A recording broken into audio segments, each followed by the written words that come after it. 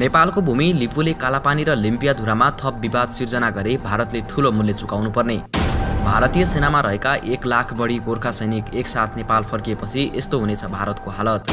चीनले पनि दियो भारतलाई कडा चेतावनी। सिमानामा थप विवाद बल्झाए भारतले चीन, पाकिस्तान र नेपालको त्रिदेशीय सैन्य दबाव खेप्नुपर्ने। भारतले नेपाल विरुद्ध गरेको एक गोप्य कुराको जानकारी यसरी आउँछ नेपालमा।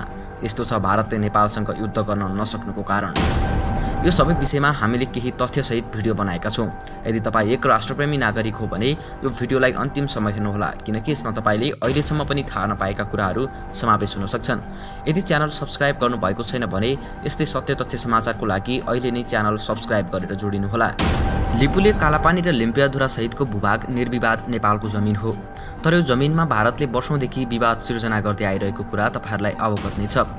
केही दिन अगाडि मात्र उक्त भूभागलाई समेटेर नेपालले नयाँ नक्सा सार्वजनिक गरेपछि अब भारतले उक्त सीमा क्षेत्रमा थप विवाद सृजना गर्ने देखिएको छ। भारतले नेपाली भूमिमा थप विवाद सृजना गरेर दादागिरी देखाएपछि यसको ठूलो मूल्य चुकाउनु पर्नेछ।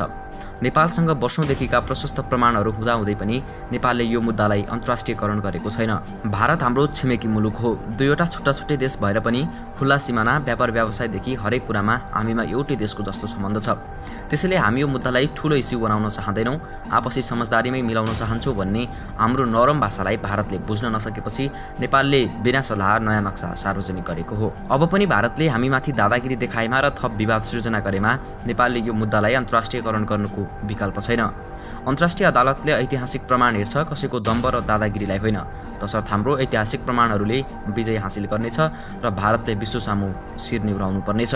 शक्तिशाली मुलुकहरूको सूचीको अग्रपन्थीमा रहेको भारतले अन्तर्राष्ट्रिय अदालतमा मुद्दा हार्नु भनेको आफ्नै खुट्टामा बन्चरो हान्नु सरह हो।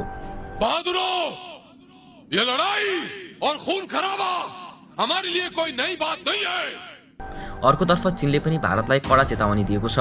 भारत र चीनको सीमाना लद्दाखमा पनि वर्षौंदेखि विवाद हुँदै आइरहेको छ। केही दिन अगाडि मात्र उक्त सीमा क्षेत्रमा भारतीय र चीनिया सैनिक बीच झडप हुँदा 20 जना भारतीय सैनिकको मृत्यु भएको थियो। पछिल्लो समय नेपाल चीनको इशारामा चलिरहेको आरोप भारतीय मिडियाहरूले लगाउँदै आइरहेका थिए। सीमा विवादकै सम्बन्धमा चीनले भारतलाई कडा चेतावनी दिएपछि भारतमा अझ ठूलो धक्का महसुस भएको छ। चीनले भनेको थियो कि भारतले सीमानामा थप विवाद बल्झाए चीन, पाकिस्तान र नेपाल सहितको सैन्य दबाव खेप्नुपर्नेछ। चीनले यति बोलिदिएपछि भारतमा शंका र डरको भुइँचालो गएको हो। यसर्थमा भारतले बुझेको छ कि नेपाल, चीन र पाकिस्तान मिलेका छन्, तर वास्तविकतामा भने सीमा विवाद र सहयोग अनि युद्धको सम्बन्धमा चीनसँग नेपालको आधिकारिक छलफल तथा कुरा भएको छैन। यद्यपि चिनिया कम्युनिस्ट पार्टी र नेपाल कम्युनिस्ट पार्टी बीच पार्टी सञ्चालन र राज्य सञ्चालनको विषयमा भने भिडियो कन्फरेन्स मार्फत छलफल भएको थियो। कदाचित नेपाल र भारत बीच युद्ध नै भयो भने चीनले नेपाललाई सहयोग गर्न सक्ने आधारहरू भने प्रशस्त छन्। जस्तो चीन र भारत बीचमै सिमानाको विषयमा वर्षौंदेखि विवाद हुँदै आइरहेको छ, तर नेपाल र चीनको बीचमा सिमानाको विषयमा कुनै समस्या छैन। बरु आवश्यक पर्दा चीनले नेपाललाई सहयोग गरेको क्षण भने प्रशस्तै छन्। उदाहरणको लागि भारतले नाकाबन्दी गर्दा चीनले नेपाललाई पेट्रोलियम पदार्थ लगायतको सहयोग गरेको थियो। अब कुरा रह्यो भारतको सैन्य शक्ति र त्यसमा गोर्खा सैनिकको भूमिका र स्थानको विषयमा। चीन र भारतको विवादित सीमा क्षेत्र लद्दाखमा झडप हुँदा 20 जना भारतीय सैनिकको मृत्यु भइसकेपछि भारतले तत्कालै विदामा बसेका गोर्खा सैनिकलाई फिर्ता बोलायो। यसको एकमात्र कारण हो लद्दाखमा भएको विवादमा गोर्खा सैनिकलाई अगाडि लगाउन अर्थात् चीनसँग भिडाउन। भारत र चीनको सीमारेखा लाइन अफ एक्चुअल कन्ट्रोलको 2 किलोमिटर यताउति फायर खोल्न मिल्दैन, तर उक्त एलएसीमा बेला बखत झडप हुने गरेको छ। केही दिन अगाडि भएको झडपमा पनि उक्त क्षेत्रमा फायर खोलेको थिएन। चीनले अन्य आइडिया मार्फत केही भारतीय सैनिकहरूलाई मार्यो र केहीलाई नियन्त्रणमा लियो।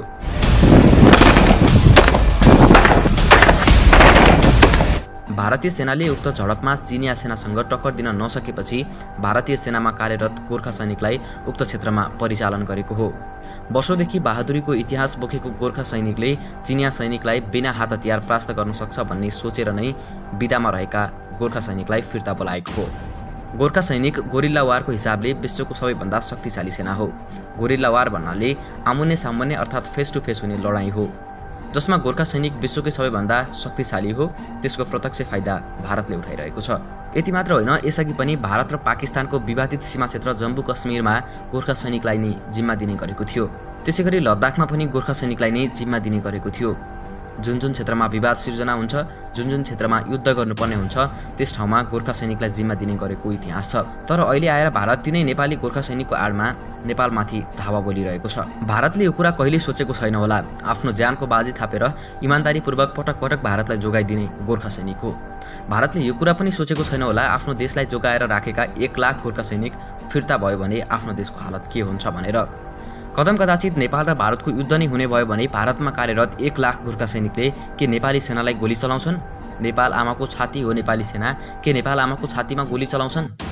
कदापि चलाउँदैन। बलभद्र कुँवर, अमरसिंह थापा, भक्ति थापा जस्ता वीर पुर्खाको रगत ती एक गोर्खा सैनिकको नसामा बगेको छ। ती गोर्खा सैनिकले श्रम बेचेका हुन्, आफ्नो आमालाई बेचेका होइनन्। हामी त आफ्नो जिम्मेवारीप्रति वफादार हुन्छौँ। हामीले भारतको पक्षबाट कुनै तेस्रो मुलुकसँग लड्दा पनि आफ्नो कर्तव्य सम्झिन्छौँ र आफ्नो कर्तव्यबाट पछि नहटी लड्छौँ। बल बुद्धि प्रयोग गर्छौँ, सके जितेर आउँछौँ, सकेनौँ हाँसी ज्यान दिन्छौँ। यो सब हाम्रो इमान्दारिता हो। हामीले त्यति गरे बापत ज्याला पाउँछौँ अनि त्यो ज्याला नेपाल पठाउँछौँ, आफ्नो अन्य काम गर्छौँ। अब अर्को महत्त्वपूर्ण कुरा, कि भारतले नेपालसँग युद्ध गर्न नै सक्दैन त? हो, अवश्य सक्दैन। किन सक्दैन त? किनकि भारतीय सैनिकमा 1 लाखभन्दा बढी नेपाली सन्तान छन्, वीर गोर्खाली छन्। के नेपाल भारत युद्ध हुने भयो भने ती 1 लाख गोर्खा सैनिकले नेपाल विरुद्ध गोली चलाउँछन्? कदापि चलाउँदैन। यदि युद्धको स्थिति नै सिर्जना भयो भने ती 1 लाख गोर्खा सैनिक सबै फिर्ता आउँछन्। यदि कोही आउन सक्ने अवस्था भएन भने नेपाल सरकारले फिर्ता ल्याउनुपर्छ। सकेसम्म त नेपालले अहिले नै भारतमा कार्यरत 1 लाख गोर्खा सैनिकलाई फिर्ता ल्याउनु उपयुक्त हुन्छ। भारतमा सेनाको जुन पदमा बसिरहेका छन्, नेपाल ल्याएर पनि त्यही पद दिने हो भने कुन चाहिँ गोर्खा सैनिक आउँदैन? कुन चाहिँलाई त्यसको माया छैन। यसरी भारतमा कार्यरत 1 लाख गोर्खा सैनिकलाई फिर्ता बोलायो भने नेपाली सेना विश्वको शक्तिशाली सेनाको अग्रपन्थीमा आउनेछ र हाम्रो लागि भारतसँग युद्ध गर्न कुनै समस्या हुने छैन। किनकि वर्षौँदेखि भारतीय सेनामा रहेका गोर्खा सैनिकलाई भारतीय सेनाको एक गोप्य कुरा थाहा छ। भारतीय सेनाले युद्धमा कुन रणनीति अपनाउँछन्, कस्ता हात हतियार प्रयोग गर्छन्, कहाँ र कसरी लुकेर युद्ध गर्छन् भन्ने सबै कुरा गोर्खा सैनिकलाई थाहा छ र नेपाली सेनाले त्यही अनुसारको तयारी गर्यो भने भारतीय सैनिकलाई परास्त गर्न अथवा हराउन कुनै कष्ट गर्नुपर्ने छैन। जसरी बिना आधार भारतीय मिडियाहरू भुकिरहेका छन्, त्यसैगरी भारत सरकारले पनि नेपाल विरुद्ध बोल्यो भने, अर्थात् लिपुले, कालापानी र लिम्पियाधुराको विषयमा थप विवाद सृजना गर्यो भने गोर्खा सैनिक फिर्ता आउनेछन् अनि भारतले सोचे जस्तै हामीलाई चीन र पाकिस्तानले पनि सहयोग गर्नेछन् र भारतले त्यसको सामना गर्नुपर्नेछ। अन्ततः डराएर फेरि नेपालसँग वार्ताबाटै सीमा विवाद टुङ्ग्याउन भनेर हात जोड्नेछ। त्यसैले लिपुले, कालापानी र लिम्पियाधुराको विषयमा भारतले थप विवाद सृजना गरे नेपालले यथाशीघ्र भारतीय सेनामा कार्यरत 1 लाख बढी सैनिकलाई फिर्ता बोलाउन आवश्यक देखिन्छ। यदि भारतले युद्धकै बाटो रोजेमा, सिमानामा बल प्रयोग गर्न खोजेमा नेपाली सेना, सशस्त्र प्रहरीले त्यसको प्रतिरोध गर्नुपर्नेछ। भारतले नेपालको नयाँ नक्सालाई नस्वीकारेमा अर्थात् बहिष्कार गरेमा हामी पनि ग्रेटर नेपालको माग गर्न बाध्य हुनेछौँ। ग्रेटर नेपालको मामलामा पाकिस्तानले नेपाललाई खोलेर सहयोग गर्न सक्छ, किनभने पाकिस्तानी मिडियाहरूले अहिले पनि भन्न थालेका छन् कि नेपालले लिपुले, कालापानी र लिम्पियाधुरा नपाए ग्रेटर नेपालको माग गर्नुपर्छ भनेर। यसर्थमा हामी हटेर होइन, डटेर लड्न आवश्यक छ। पूर्व टिस्टादेखि पश्चिमको काँगडासम्मको जमिन फिर्ता ल्याउन सक्ने वातावरण भारतले नै सिर्जना गरिदिएको छ। अब हामी यो मुद्दामा कदापि कमजोर बन्नु हुँदैन। दर्शकबिन, तपाईँहरूलाई के लाग्छ? भारतीय सेनामा रहेका गोर्खा सैनिकलाई फिर्ता बोलाउन उपयुक्त हुन्छ या हुँदैन? अनि हामीले ग्रेटर नेपालको माग गर्न उपयुक्त हुन्छ या हुँदैन? तपाईँको विचार कमेन्ट बक्समा राख्नुहोला र यो भिडियो मन पर्यो भने अवश्य सेयर गरेर साथ दिनुहोला। हामी आउनेछौँ यस्तै नयाँ भिडियोको साथमा। त्यतिन्जेलसम्मको लागि मलाई पनि बिदा दिनुहोस्। यदि च्यानल सब्सक्राइब गर्नुभएको छैन भने अहिले नै सब्सक्राइब गरेर जोडिनुहोला।